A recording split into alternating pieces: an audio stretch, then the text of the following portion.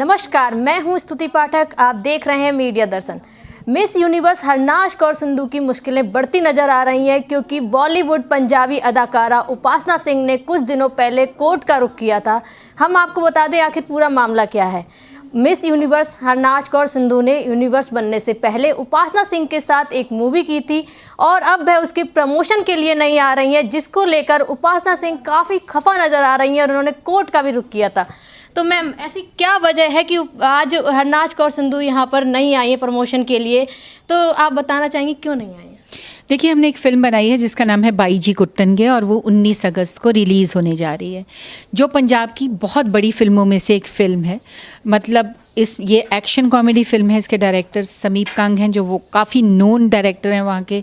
देव खरौड़ जी जो सुपरस्टार हैं पंजाब के, वो हैं। गुरप्रीत कुग्गी जी हैं, हॉबी धारीवाल। उसकी ये डेब्यू फ़िल्म है और हरनाज कौर संधू उनके साथ लीड रोल में काम कर रही हैं, हीरोइन। तो हमारा उनके साथ कॉन्ट्रैक्ट हुआ था 25 दिन का, जिसमें उन्होंने प्रमोट करना था फ़िल्म को। आज 5 महीने से हम लोग हरनाज कौर संधू को लगातार मैसेज कर रहे हैं। फिर जब उन्होंने मैसेजेस का, हमारी मेल्स का, हमारी फ़ोन कॉल्स तो वो ले ही नहीं रहे, तो हम वो रिप्लाई नहीं दे रहे हैं, तो हमने उन्हें एक लीगल नोटिस भेजा अप्रैल में। तो उन्होंने उसका भी जवाब नहीं दिया, उन्होंने कोर्ट की भी परवाह नहीं की। मैं नहीं चाहती थी कि दुनिया में ये पता चले कि कोई इस तरह की बात हम दोनों के बीच में चल रही है, क्योंकि मैंने अपनी पूरी लाइफ, अपने करियर में कभी किसी पे कोर्ट केस नहीं किया है और ना ही मैंने कभी कोर्ट देखा था। रियल कोर्ट तो मैंने कभी नहीं देखा। तो मेरे को ये था कि हरनाज को जब ये लीगल नोटिस मिलेगा, वो डेफिनेटली मैंने उसको बोला 25 नहीं 5 दिन ही दे दे, उसका भी जवाब नहीं दिया। अब मेरी फ़िल्म रिलीज़ पे है और मैंने अभी फिर से उसको कितनी बार ये मैसेजेस और सब किया है, लेकिन वो इसका भी जवाब नहीं दे रही है। वो आपको गॉड मदर मानती थी, आपने भी उनको एक बेटी की तरह प्यार दिया है, वो आपके घर आके रुकती थी, लेकिन फिर भी आपकी वो प्रमोशन के लिए नहीं आई और आपको कोर्ट तक जाना पड़ा। आखिर क्यों ऐसा है? इसलिए कि जब मैंने उनको फिल्म में चांस दिया था तब वो स्ट्रगलर थी, वो छोटे छोटे रोल्स करती थी। लेकिन आज वो हरनाज कौर संधू मिस यूनिवर्स बहुत ऊंची पदवी पे पहुंच चुकी हैं। तो अब उनको लगता है कि पंजाबी फ़िल्मों को प्रमोट करना या पंजाबी लैंग्वेज को प्रमोट करने से वो छोटी हो जाएंगी, इसीलिए वो हॉलीवुड और बॉलीवुड की फ़िल्में करना चाहती हैं। उनको लगता है कि अगर मैं बाईजी कुट्टनगे की प्रमोशन करने आती हूँ तो मैं छोटी हो जाती हूँ, मुझे तो बड़ी फिल्में करनी चाहिए। मेरे को लगता है ऐसी ही कोई बात है, तभी नहीं वो आ रही हैं, नहीं तो अभी तक तो वो आती।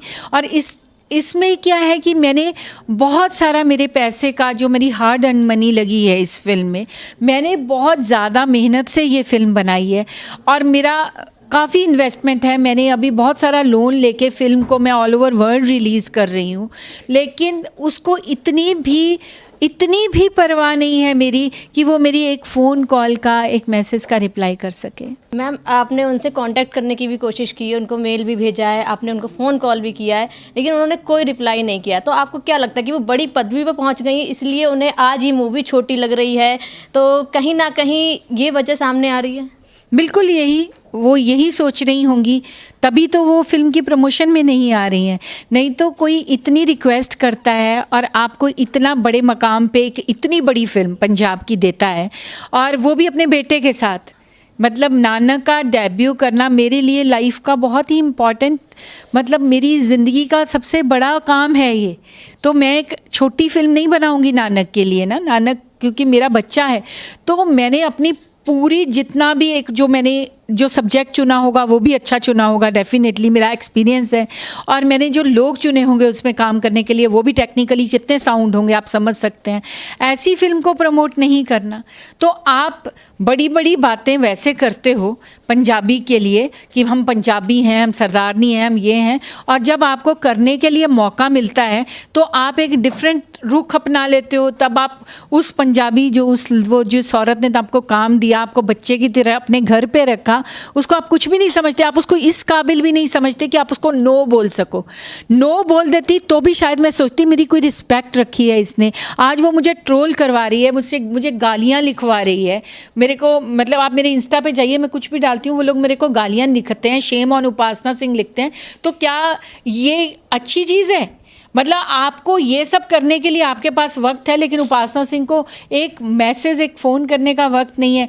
आप अगर वैसे नहीं आ सकती, मैं बोलती हूँ आप बहुत बड़ी हो गई हो हरनाज़ कौर संधू, लेकिन सोशल मीडिया तो है, आप उसका पोस्टर तो डाल सकती हैं ना, आप उसका ट्रेलर तो डाल सकती हैं ना उसके ऊपर। उससे आप छोटी नहीं, आप बहुत बड़ी हो जाओगी। मेरा एक लास्ट सवाल है आपसे कि अगर कोर्ट के जो लीगल नोटिस भेजा गया है उसके बाद अगर वो आपसे कांटेक्ट करना चाहती हैं या माफ़ी मांगना चाहती हैं तो आप इसके बाद उनको माफ़ करेंगी?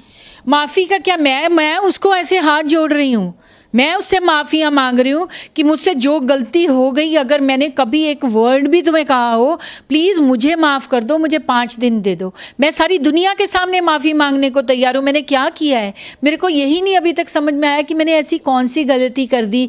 मैंने एक लड़की को चांस दिया, मेरे दिल में उसके लिए इतना प्यार था, तो वो लड़की, तो माफ़ी मेरे को मांगने की ज़रूरत नहीं, वो आए मैं गले लगा लूँ उसको।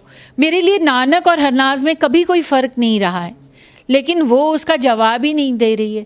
तो ऐसा थोड़ी है कि मैं तो अब भी चाहती हूँ, मैं तो बार बार हर एक को हाथ जोड़ जोड़ के बोल रही हूँ, प्लीज़ उसको समझाओ कि 5 दिन दे दो हरनाज़ मुझे।